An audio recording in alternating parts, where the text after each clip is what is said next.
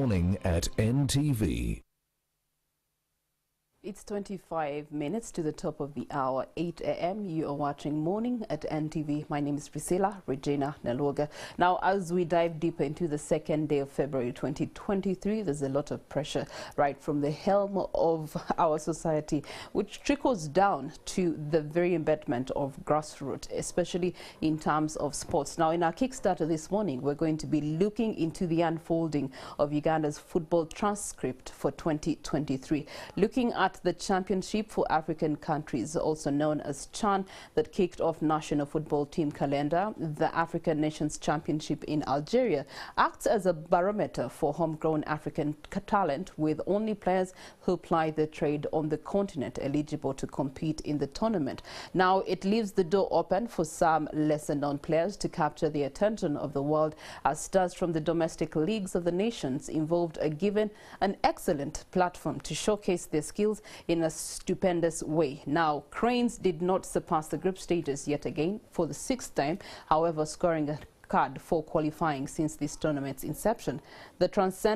This transcended to the calling of sacking of the Cranes head coach, who is Coach Micho, and frustrations are growing over the team's football display, tactics showcased in this podium, and so on and so forth. Now, this was just amidst a sigh of relief for the Federation in the new marriage with MTN for the Cranes sponsorship. We do have the FUFA President, Honorable Magogo Moses, in physical presence to fix corrections where due and clarify on some of these matters. Good morning to you, Honorable Magogo.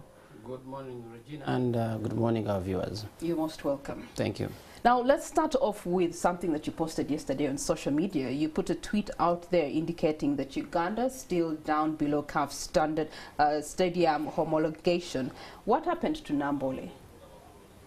Well, Nambole, as we all know, was a donation from the Chinese government as early as 1965, but eventually implemented and opened in 1997, which is almost 25 years ago. By this stage, definitely there has not been any major overhaul onto this facility, neither was it completed. All the technology, considering the modern times and the requirements of the game currently.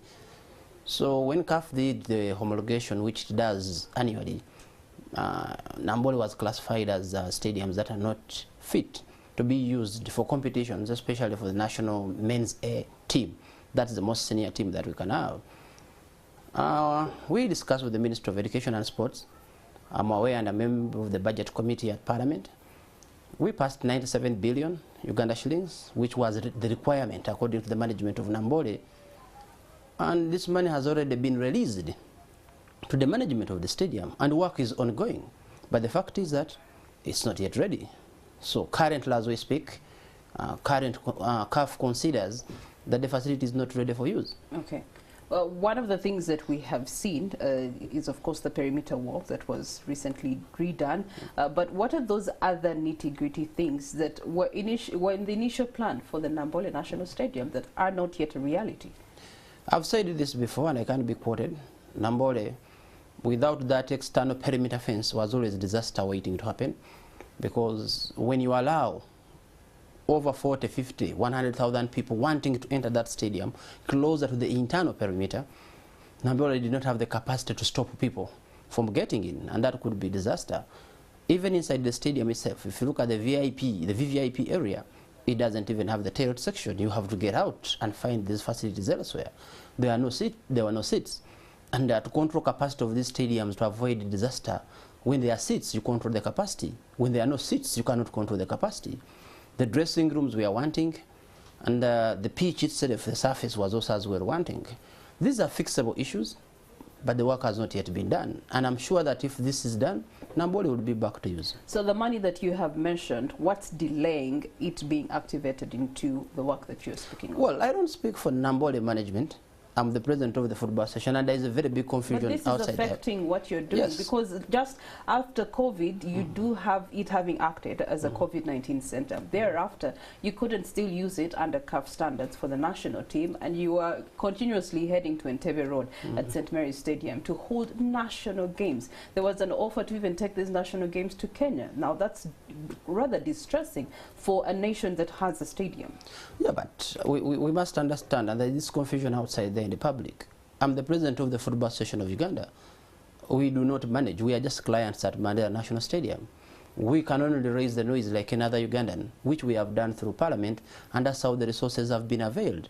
How fast, how the quality of work is, we are not part of it. We are only clients. When we go to Nambole to use the stadium, we pay rent. We are just like any other Ugandan. What we can do is lobbying, making noise, which we have done, and that's what going on. So yes, there was need. The Federation has done its due course, is raising the alarm, talking to the powers that are.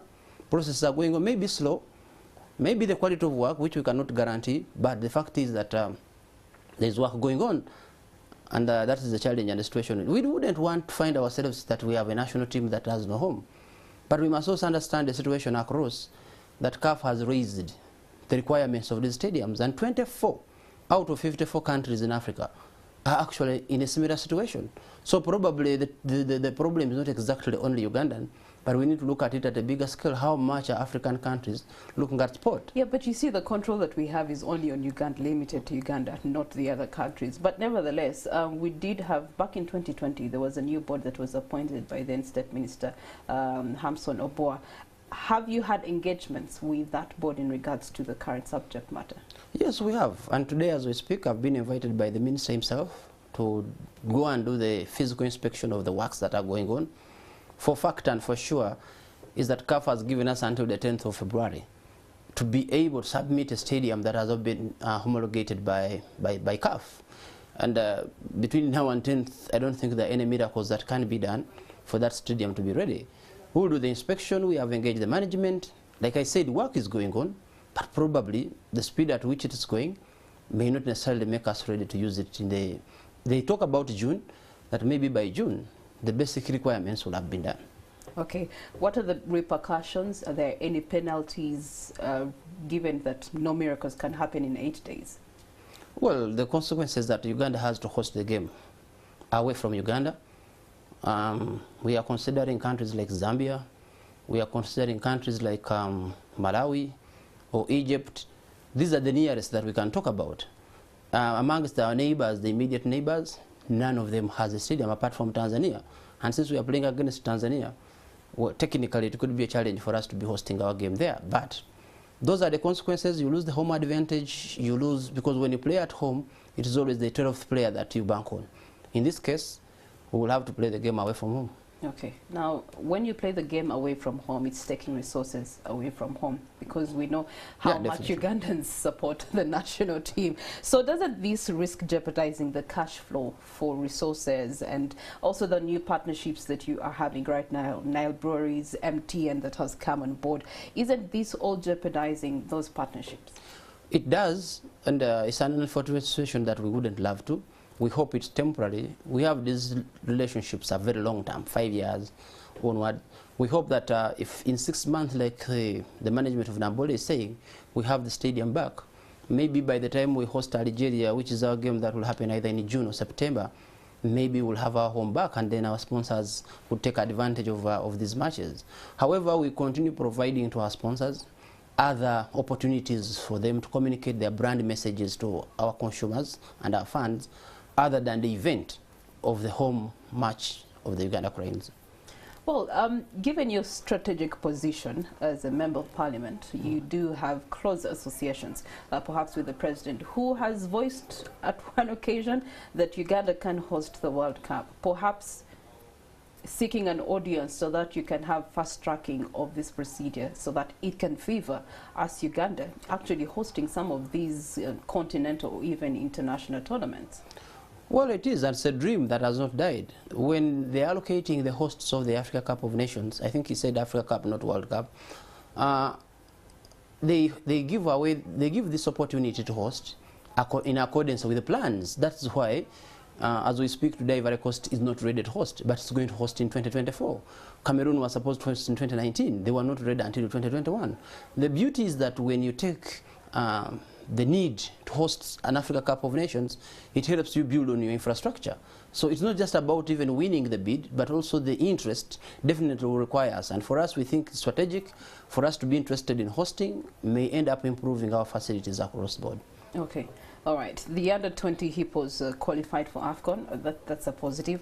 However, the national team still seems to be struggling in terms of the continental participation. Let's switch back to CHAN. In terms of Uganda's journey, we can all attest that it was not pleasing to the eye nor the ear, disappointing a spell. But in your comments, you seemed to have highlighted how happy you were with the team's performance, contrary to comments that you made some time back and you called it shitty football. Indeed. When you watch football, you look at the efforts of the coaches, you look at the efforts of the players, you look at it 360 degrees. And in my previous analysis of previous CHAN, I think the players didn't commit enough, and I insist on that. I think they didn't want to win enough. In this particular one, we are not happy with the results. I think it's wrong to say I was happy with the results. I would have wanted Uganda to qualify out of the group. But then there were also positives. We cannot say it was a disaster. Statistically, this is the best performance of Uganda Cranes at the CHAN competitions in the 6 times that we have played. Not good enough for what we want, but doesn't take away that there were certain positives. There are many players that we are giving the opportunity to play at that stage for the first time. And I've had people singling out individuals of these players, saying so-and-so had a good game, and I think that's a positive. Are we making these players ready for selection for the senior team? Yes. Today, if you got Alionzi, if you got Ndahiro, if you got Travis, and put them in the senior team, then it will not be the same like before the competition. Definitely, they have shown that they can play at a higher level. And in football, you don't just get out of a league game and you play internationally. Our team, the fact is that it's going through a transition.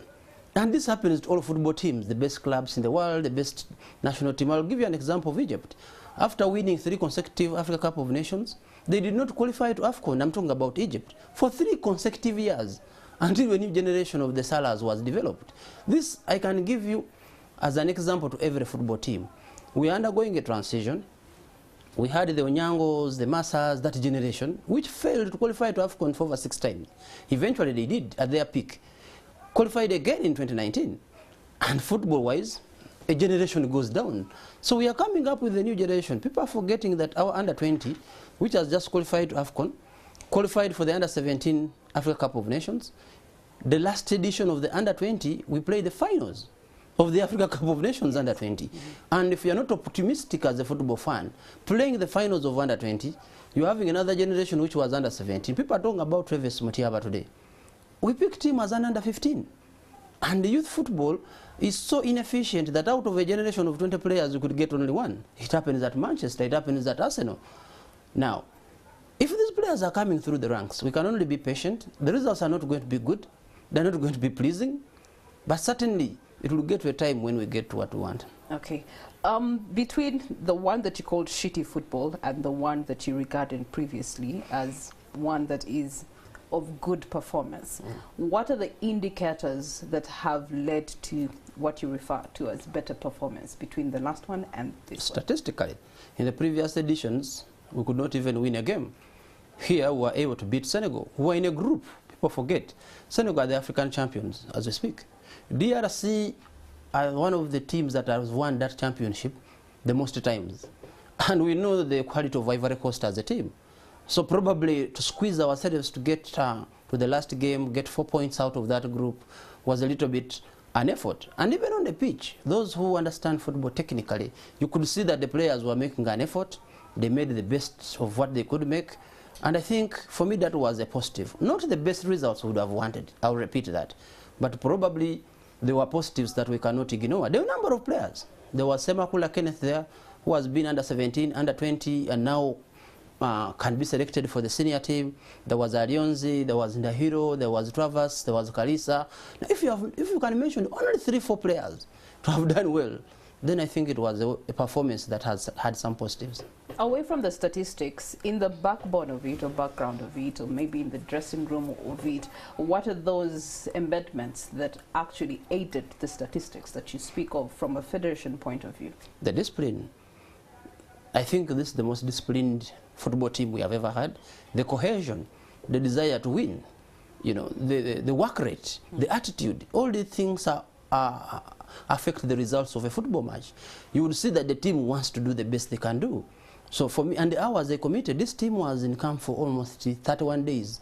Now, keeping an adult, 20 years and above, you're an adult, away from your family in camp for 31 days, and the discipline is still at its best, and the desire, I think this is a plus. But I must also mention that we must be very patient. Any rebuilding process is going to cost results, is going to cost a number of changes that are supposed to be happening. So I just call upon Ugandans that it's a process. It's not going to be an easy one. The results are not going to be pleasant, but it's the only process that we can regenerate a new Uganda creates that we all desire. Speaking of processes, what is the level of influence that the Federation has in selecting players for these national teams? And this has come so many times, I will repeat it. There is no professional coach. There is no coach even in the clubs here in Uganda that can continue in a job where the selection of the teams are done by administration. This is something that people have fronted. I would like to assure Ugandans that Mitchell, as the head coach, has 100% free hand to choose to drop any player. And if he fails, it is up to him. We have said this publicly. There is no professional coach in the world who is going to allow you to choose half a player for him. So those thinking that as a, and myself as a president, I have always been very clear. I don't even give my opinion. So just for clarity, you can recommend, the Federation can recommend, but no, we don't. Up to the we coach. Don't even recommend, because I know I'm the boss. I don't even have technical conversations with the coaches before selections, because I know I'm the boss. Any comment I'm going to make probably would influence the, and I've always been very clear. Those who have worked close with me, they know areas I don't get into. Selection of teams, this is not one of the areas I would be interested in. Okay, all right. You have mentioned the word failure in your submission, and according to Ugandans, Coach Mitchell is failing us. And that has called for people asking for his head on a silver plate, which means sacking him. Where do you stand on this call for action? We are an administration that is not excited. We are an administration that does not go for popular decisions. We are an administration that goes for positions or decisions we think are correct. We are all aware that this team is going through a transition. And we are all aware that... and what are those elements of transition that you're referring to? No, we have just lost a generation of players who have gone old. And like I mentioned, these are players who had been around the scene. It takes 10 players to make a footballer. Not 1 year, not 2 years, not a player you've just seen in a village match and you think is ready for the national team. Not a player you have seen in the league match is ready for the national team. It takes over 10 years to prepare a player to be able to play at the highest level. Now, this is the process. In 2015, we started the FIFA Juniors League. After realizing that in the near future we shall have a problem. Under 17, and today as we speak, there are over 30 players who are breaking through in different ranks. We have players who have gone to America, who have gone to Europe, who have gone to different parts of Africa. And these ones, maybe not all of them will succeed. Maybe 3 or 4 will succeed. So for me, people talking about Coach Mitchell, it's been unfortunate that he comes in a time when the team is actually in transition. So he's going to pay the price for the team's not very good results or not very good quality football, because we are trying out these players. There are very many players we are putting on trial, but you must try them out. You must test out if you're going to transform. When Mitchell came in 2013, he was dismissed. In 2017, he found a team which had picked. He took us to the Africa Cup of Nations after 39 years, after a lot of failure. The team had picked at that time. Now today we are going through a transition, and it is for the whole Uganda. Look at club football. How are the clubs playing? Because Coach Mitchell stays with the players for 10, 15 days before a competition or before a match. Now, what are we doing from the side of the club football? What is the quality of football as far as club football where Coach Mitchell isn't?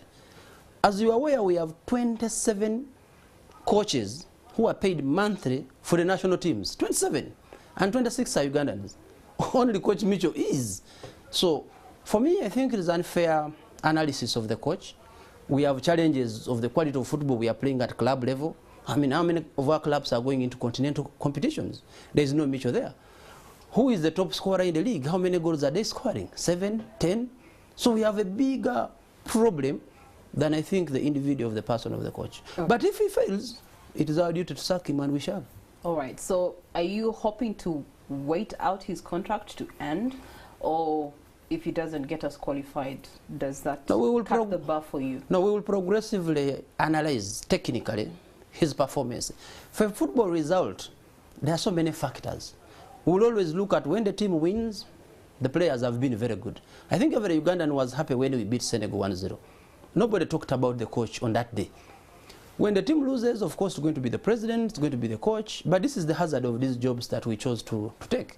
So we will progressively analyze the performance, and where we realize that the performance is not as good and it's because of the coaching, we'll definitely get rid of the coach.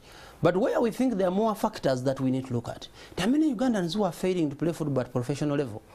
They come back. Is that the problem of the coach? So for me, as technical people, we must be holistic. Okay. All right. Well, as you have been given a spectrum, there must be some consideration of holistic aspects that can lead to the sacking of Coach Mitchell, as has been shared by Engineer Magogo in that regard. Now, I know that you have thoughts and opinions and comments about this. Take it to our social media platforms, #morning at NTV on Twitter as well as Facebook, and let's hear your voice in this matter, or even your recommendations on how to go forward without necessarily sacking the coach. This leads us into a break. When we return, we're going to look at the Ugandan spectrum. We do have the 26 coaches here as mentioned. Isn't any one of them eligible for national team duty? When we return.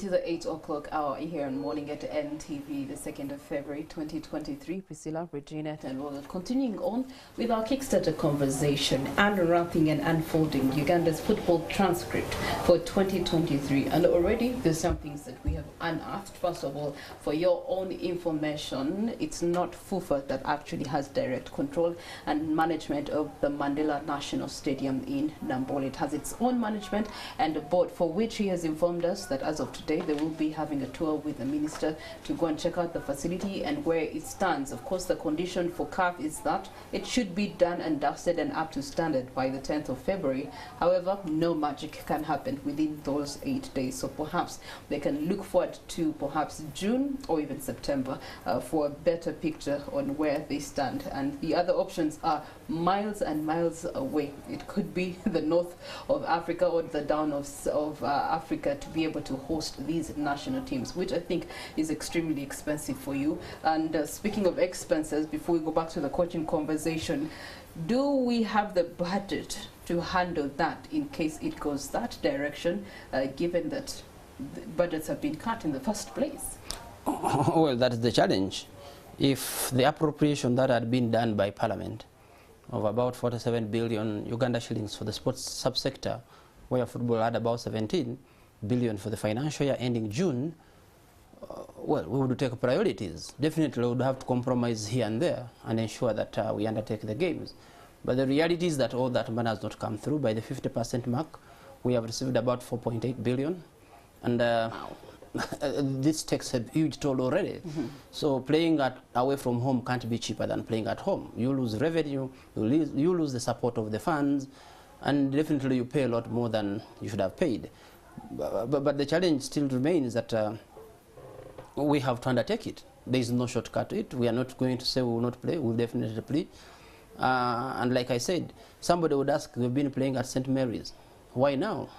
The issue is that CAF has categorized these games, the senior national team men's A game, the quality of the stadium they want. Even St. Mary's cannot measure to it. Okay. For club football and other competitions of the lower junior teams, probably between now and then, until when Namboole is back, maybe we can still use St. Mary's. Or eventually when our facility, which we are coming up with as FUFA, the Kadiba Stadium, which we believe that at the end of this year, it should be unleashed also for use. However, is there a possibility of dialogue between you and the proprietor, Mr. Mulindwa, in regards to maybe upscaling St. Mary's Stadium to befit the standards of CAF so that we can have these games at home, so that that revenue can still be here? No, between now and 10 February, I think it's a little bit hard. And speculating for the future, 8 days is impossible. It's impossible. Yeah. But also to have a standby.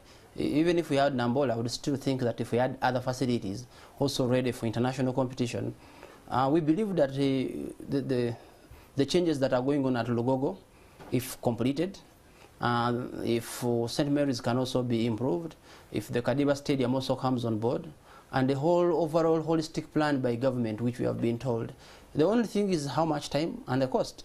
Okay. If you look at the private cost or the private investors into these facilities, we've been raising it. There has not been any support from government. If you look about St. Mary's, the roads around it are not in the state that they should be.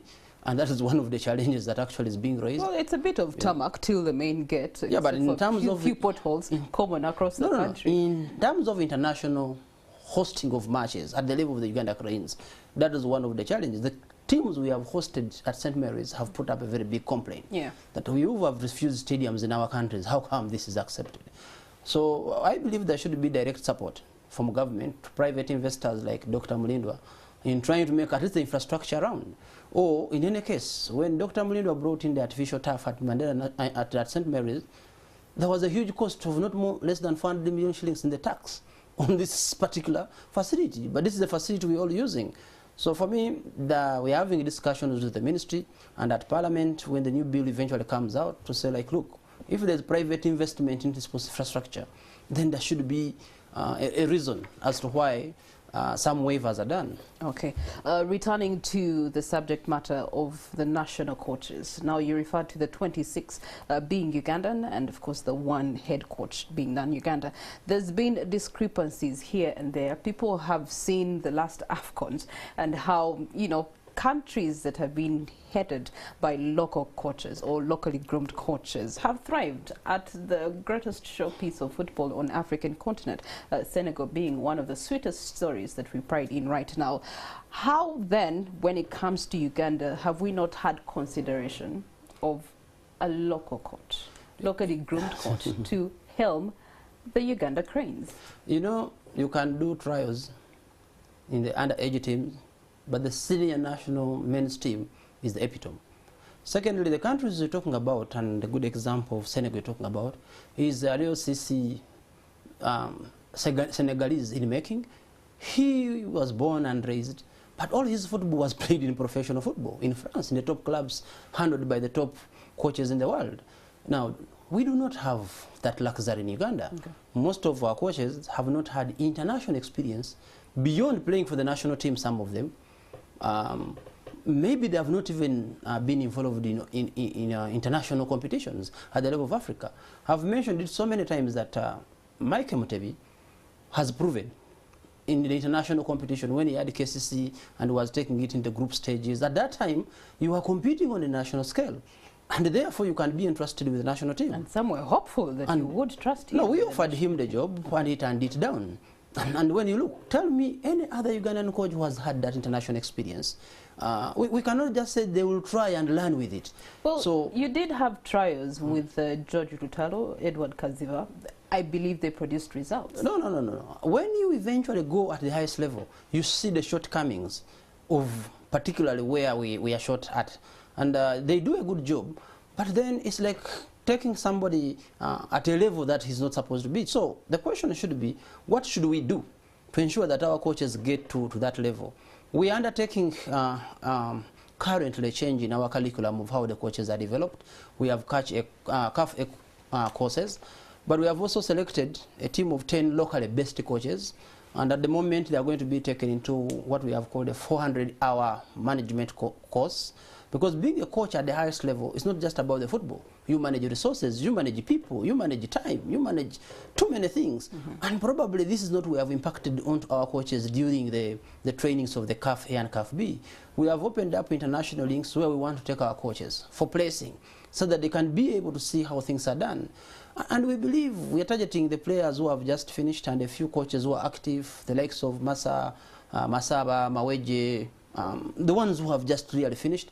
A few are also active in the industry, the Mbabazis, the Abdallah Mobirus, whom you believe that if they are properly equipped, they can take over this job. But there are very many jobs in Uganda that are not being managed by Ugandans. And why?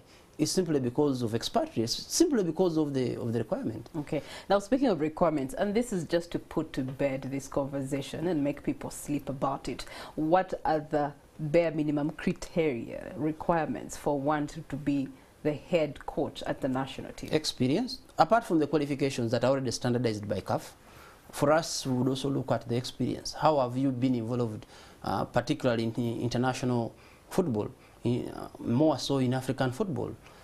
When you look at that kind of experience, either managing a club or a national team, we might be falling short as Ugandans. There are not very many. I can give names. We have Mike, we have Ibra Sekaja, who is doing very well at Red Bull, and we hope that is very good for us as Uganda as well. We have Patrick Kabuye, who has been all over but has not also coached any club or national team. Now, when you go beyond those ones, you start struggling in terms of successful, not just managing, but successful management that can be used as a track record in your experience in international football. Okay. Now, that's the reality for today, but we do have a future that we can plan for. Yep. Obama did not become president just out of the blue. There was a whole plan to make him president, and therefore, what is the roadmap in regards to this conversation of having a homegrown coach taking on the duties of Uganda Cranes one day under the federation? Is there an actual roadmap that we are having, or we will just wait on any of these that takes on the qualifications to the highest level, gets the longest experience, and then perhaps then we are making, Regina and the viewers, we are making an effort by saying that we are doing the 400-hour course in management of selected fast-track team of about 10 coaches. Already indicates that it is in our interest, first of all, to make Ugandans acquire this. There are also players who have just retired, who have been able to play across Europe and other continents, who have come along with experience as footballers. We believe they have put themselves in a position, if properly trained and worked under expertise, probably one day they should be ready to take over the national team. Okay. I believe in the next 3-4 years, maybe if this plan works according to how it has been set, maybe there could be Ugandans who are ready to do that. Last year, we did see Fred Kajova doing a nationwide training and conducting some sort of empowerment and knowledge dispensing to coaches across different facets of the country. Perhaps that is something that can be adopted for all the other elements of the technical team, so that you still can build towards what we're talking about. Now, what Fred is doing is a specialized area. Normally, there are not very many people concentrate on goalkeeping. Fred Kajova is a goalkeeping coach who has been trained by the federation to get to the level, who has the experience. We recently took him actually to the US at Red Bull, where Sekaja is. So what he's trying to do is to extend the expertise of goalkeeping coaching across the country for us to be able to identify more goalkeepers right from the grassroots. In the other areas, there are very many courses that the federation is undertaking. When I came in as the president of FIFA, we had 28 CAF-C. And CAF-C is the 4th level in Africa.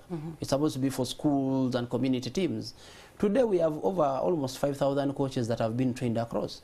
And we believe this impact will not give you results immediately, but in the next 5-10 years, we'll definitely be getting players through the ranks that will have gone through proper hands. Okay. In education, especially at universities, so they call it industrial training. Some call it placement programs. And you've talked about having a placement with Red Bull, with Fred Kajova. Can we have this as a strategy that we can adopt, or as FUFA can adopt, in order to, again, build capacity for the future? Because let's not only focus on Uganda. We have these coaches getting opportunities across other national teams or other clubs across the country, across the continent, which again will be in favor of FUFA, because then they'll be getting experience, another side of football that they'll understand and bring back home. Sure. Being a coach of a club in Tanzania, in Kenya, is good experience. But how is that club performing on the continent? Remember, we are looking for international experience. Localizing it to be in another country may not necessarily be answering what we're talking about. But still, it's a good point. And for me, it's not just only placement to the outside countries. Like we have said, we are opening up links in Holland and Italy with some particular clubs.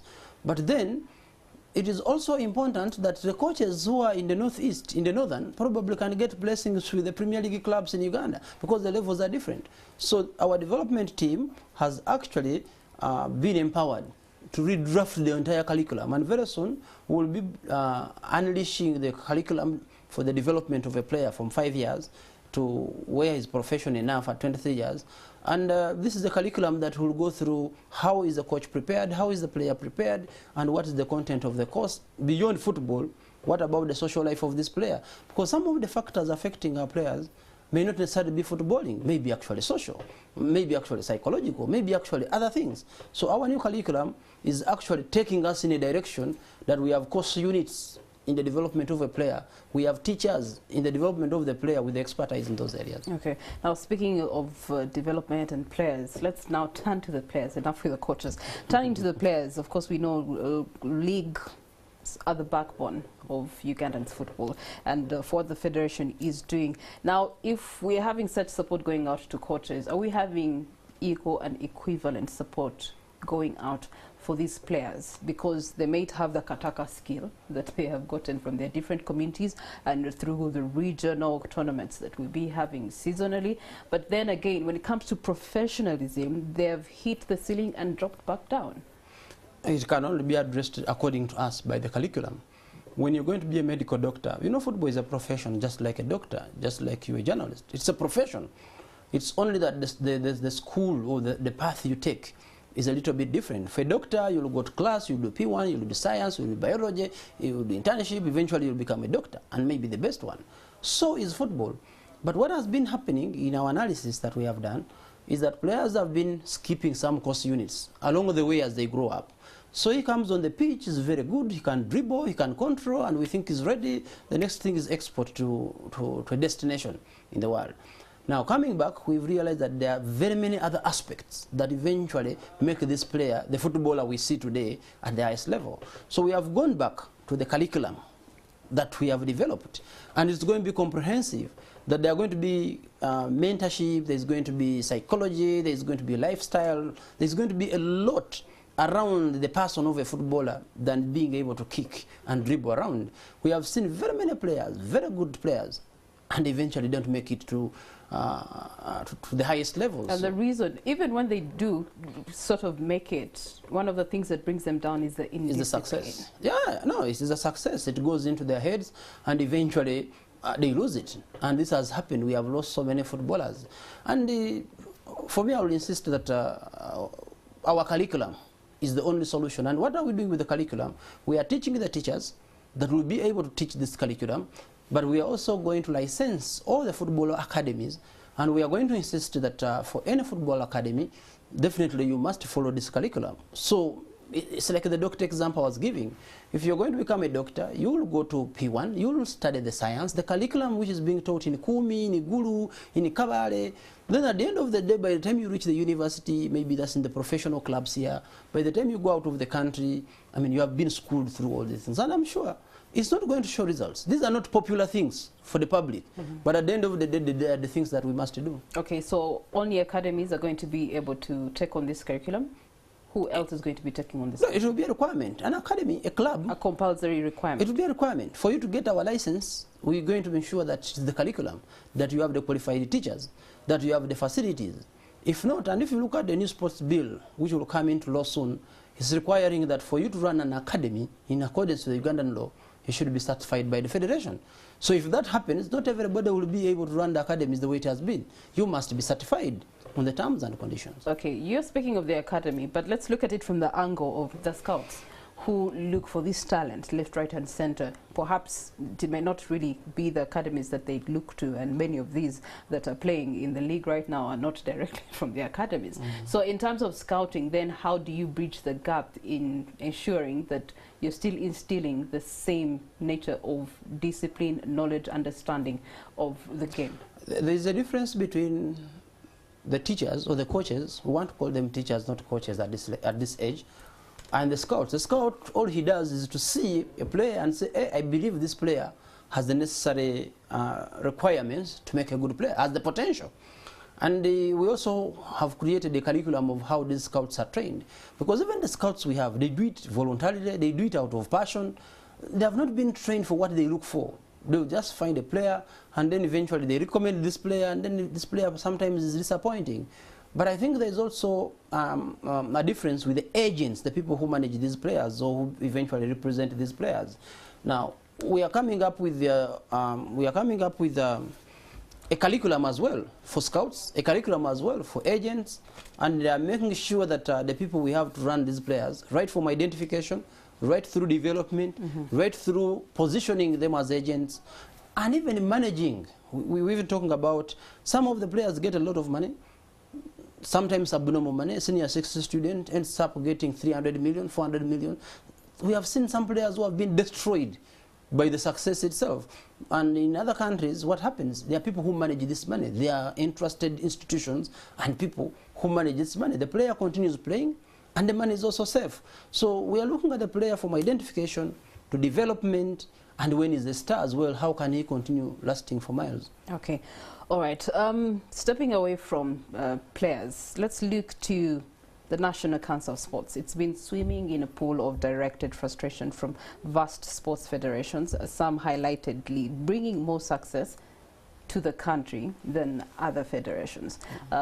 Case in point, FUFA is given a lot of money, takes the biggest share of the cake, but in terms of results, it's not the best performing. You've had other federations and associations bringing better results to the country. For example, athletics has brought the flag of Uganda to the world. And so there's been that debate that why does FUFA continue to get the biggest share of the cake, yet not posting the desired results? I think I'll speak from two angles. One, as a president of a federation. Two, but also as a person who sits on the budget committee of parliament. Now, football, first and foremost, is a game which is played in every village in the world. In every village in the world. There are some sports that are not played in every district in this country, let alone the world. So definitely the competition of getting success in football is going to be against everybody in the world. And definitely it's not going to be the same. Secondly, football is a team sport. Whether you're going to have a Denison Young who is very good at the highest level, he's going to be affected by a striker who is not scoring. Athletics, as an individual, I'll go on the track, I'll be Joshua Cheptegei, and I'll win a medal. And we will look at that. Yeah, but he will be tracking with so many others. He's also not alone. He's in a competition. No, but how many examples are we going to give? There will still be a handful of examples at the highest level. Secondly, I think it has also been unfair to judge football not to bring international performance. I will tell you that since 2013, when I became president, I'll use the statistics. In the last 9 years, we have qualified for the final competitions 11 times. For the final competitions, and this is Africa, 11 times. Now, this alone in itself, in the performance of football compared to other competitors, definitely this has been a success. We have just gotten, I told you, the under-20 who played the finals of Africa. If you want to put it in terms of medals, that's a continental medal. And if you look at the Olympics, and this is another example, Regina, when you win as Joshua Cheptegei, you will be given a medal. For you to win the Olympic, the Football Olympic Championship, that whole team of 23 players would be given a medal. One medal, you see the difference. That football is not measured via medals. It's measured via other parameters. Secondly, the reason why a taxman or the reason why government gives money is not necessarily medals. There are so many other parameters. The reason why football takes all this money is the cost of football. What is the cost of organizing a football team? Two, you want Uganda to compete on the continent. How much is Morocco using? How much is Nigeria using? Why are we looking at FUFA and we are not looking at the other countries they are competing with? How much are they investing? We are not among the teams that actually can win medals in terms of how much is being invested. So compared to the other teams, compared to the competitors, how much are you investing? Look at the state of infrastructure in this country. We are talking about football winning international competitions, but how much infrastructure do we have around us? Now, on the other side as well, I believe that football, and to the taxman once again, we are amongst, recently we have been categorized amongst the large taxpayers in this country by URA. We are paying tax directly as the federation. What about the whole industry of football? How much employment are we giving to Ugandans? When a game is in Nambole, a border man is working, the person in the hotel is working, when a national team of Algeria comes here, it's going to stay in Sheraton, it's going to stay in Serena. Which other sport is doing that? So for us, directly to the economy of this country, who is going to make the contribution football is making? So we want to position and say sports can employ people. Sports can pay taxes. But when it comes to resource sharing, we say football is not bringing medals. I believe it's unfair. We have won international medals. We are the champions of Sekafa, and this is international. In almost all age categories, the girls, the boys, and all, we have been winning in this region, under 15, under 17, under 20, the senior team. Now, continental medals, even if you look, how many countries have been at the Olympics in Africa? There are 6 out of 54 countries. So really, it is expensive. First of all, to run football, and 2, we are the biggest contributors economically. The parameters support us, the figures support us. We bring in forex. Which other sport brings in as much dollars as football does? Okay. So at the end of the day, I think for me it is justified. Even the 17 billion we get is not enough. But I also believe that other federations should be given money. I mean, they represent the country. We are proud of them. I still think that the 47 billion being given to sport is little. Probably 200 billion if it's given to the sector. And every athlete who is representing this country in any sport, for as long as you're representing this country, for me, you should be financed by government. Well, I do agree with you in terms of the funding not being enough for what needs to be run to run football and to actually grow football right from the grassroots level. However, as we get into the break, let me engage with you as a person, Engineer Magogo, in your capacity. We're going to be taking a break, but this is a question I want to leave with you to ponder on in regards to you and your presidency tenure. What do you want to leave as a legacy that has not been left but by the people that you actually have replaced as far as FUFA presidency is concerned? What do you want to leave as outstanding and a mark that in your time as president of FUFA, this is what Uganda achieved under football? That's a question that will be answered when we return from this break. You're watching Morning at NTV. Well, I will tell you, this morning I wouldn't want to be in the seat of Honorable Magogo Moses because these questions are quite tough. Now, people have taken to Twitter to respond to a comment that you have made about Nambole's donation by the Chinese government as early as 1965, and 25 years on, it's still not complete. We do have TMM East saying without the Chinese donation, we wouldn't have a national stadium. From 1997 to date, it's never complete. Maybe we are still waiting on another donation. Well, everybody will view things the way they want to view them. Okay. Maybe if we didn't have it, maybe we should have had another one. Yeah. The need would have been created for another one. Yeah. Continental Icon is saying, so if there was no Chinese, we wouldn't have a national stadium. That's an honest question. Yeah, it is. We're still relying on that one stadium and a valid the one. Capacity of building other stadiums. And a valid one. I've been one of the proponents of saying that there has been deliberate investment by government in infrastructure like energy, like roads, like airports. I think it's a question of priorities here. That sport, for once, probably we need to get an African Development Bank loan or World Bank loan and just address this whole thing of sports infrastructure for once. Yeah. Some people have taken it to the federation and say, you Magugu, what have you done? They don't understand how much it costs. I'll give you an example of one stadium. The Senegalese government has just put up one of the stadiums in Senegal, and this costs an equivalent of 950 billion Uganda shillings. Okay. Now, these are costs that are way beyond. Some people talk about FIFA, some people talk about the federation. These are abnormal amounts of money that only governments probably can be able to execute. And I think as a country, we would be demanding as taxpayers to say, we need sports infrastructure. And we need to demand from the right people. It can't be the federation. It can't be Magugu. So, like I was saying, when I sit in the budget committee, we have raised money for the sports federation, like I said, 47 billion. Has it come through? No. At the level of the Ministry of Finance, they still think this is not a priority. Yes. We know that government has so far spent 50% of the budget, of the 48 trillions. Maybe 24 trillions have been spent. But we know that less than 20% of the money for sports has been released. So at the end of the day, is sports a priority? I think this is the question that people at the ministry, at Parliament, we have answered it and said, okay, let's just raise some money. But at the level of the Minister of Finance, which releases these funds, I think they think it's not a priority. And I think that this is the discussion that we must have. Okay.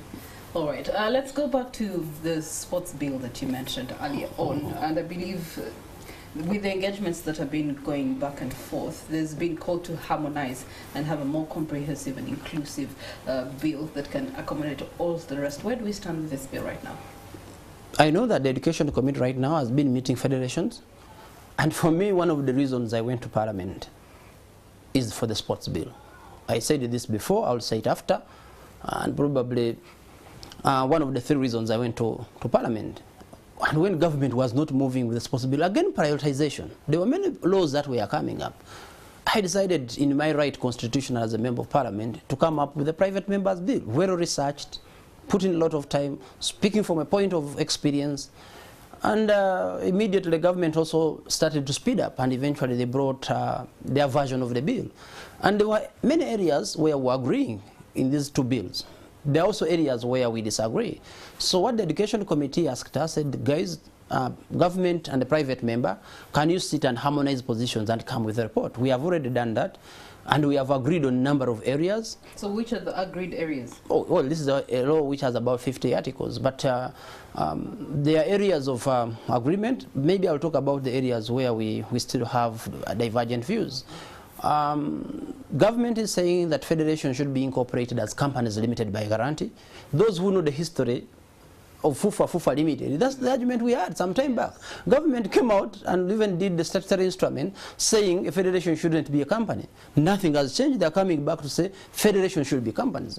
And my proposal in my bill, I'm saying that the way political parties go to the EC and register and become bodies corporate, federation should go to the National Council and register and become body corporate so that they can sue and be sued and operate. The other area is about the management of this infrastructure, the sporting infrastructure. Government in their bill, they are saying the Lands Commission should be able to manage the public sports infrastructure. And in my proposal, I'm saying let the National Council, because we have lost a lot of land, we have lost a lot of sporting infrastructure by the Lands Commission. They just get a district board of councillors, they sit, and part of Mandela Municipal Stadium is a washing bay. We are saying, can that be brought under the National Council of Sports, where it is controlled? We see the titles for the roads are with the UNRA, the forests are with the NFA. There's nothing wrong with the National Council controlling its own sporting infrastructure. So there is the idea of the sports tribunal. We are saying let us come up with a sports tribunal, such that if somebody has discontent in a federation, instead of going to courts of law, they can go to a tribunal. They're saying, no, we already have a court of arbitration. But we have been having these challenges with the existing laws. Then also we are talking about another area of diversion is that when somebody is doing a sporting infrastructure, let the relevant sports federation certify. If it's the football infrastructure, you need a federation. I'm telling you, there are certain efforts of doing stadiums I didn't even know. I think in Ajuman and somewhere in Kamwenge, stadiums.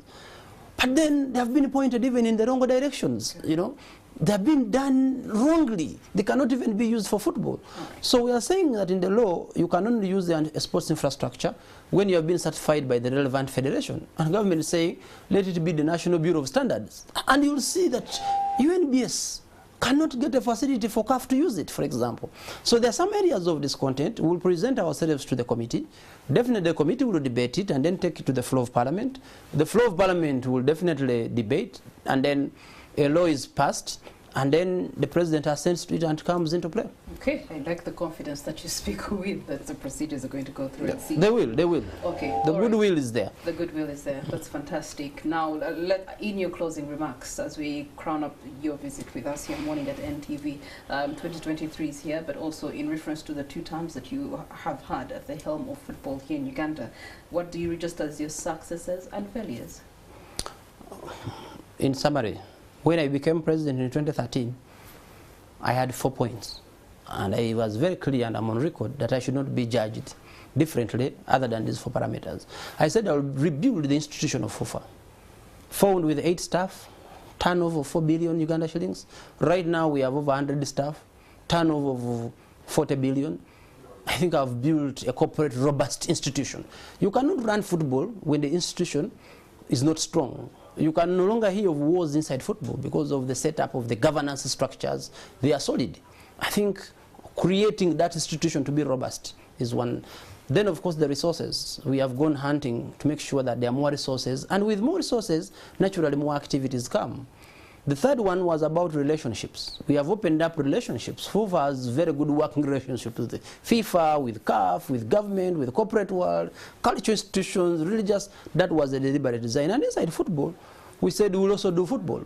As we speak today, we have 9 national football teams that are active. They are playing on the continent. I've given you parameters. Apart from going to Africa Cup of Nations after 39 years, we've gone back and we have played at 11 other Africa Cup of Nations. The under-20 has played the finals of Africa. Actually, it qualified to go to the World Cup had it not been for COVID at that time. And this has become a routine. So the league may not be where we want it, but there has been, compared to 2013 and today, the parameters have changed. There are more sponsors that have come in to support the clubs, and we have had some, now we're on television and all over. These are challenges. This is just work in progress. Now, when you look at how many people have been trained, like I told you already, the human resource, over 10,000 Ugandans have been trained in some football expertise, either coaches or administrators of some sort, and this human resource will definitely support the industry. About my legacy, we have a dream. And for me, I will summarize it in the hat trick.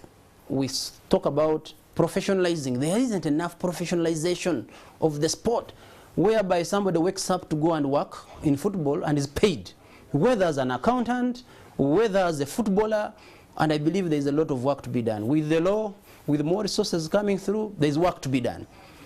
Then sporting excellence. We still believe that there's a lot of work for us to be the #1 football nations. We want to be in the league of the top football countries in Africa.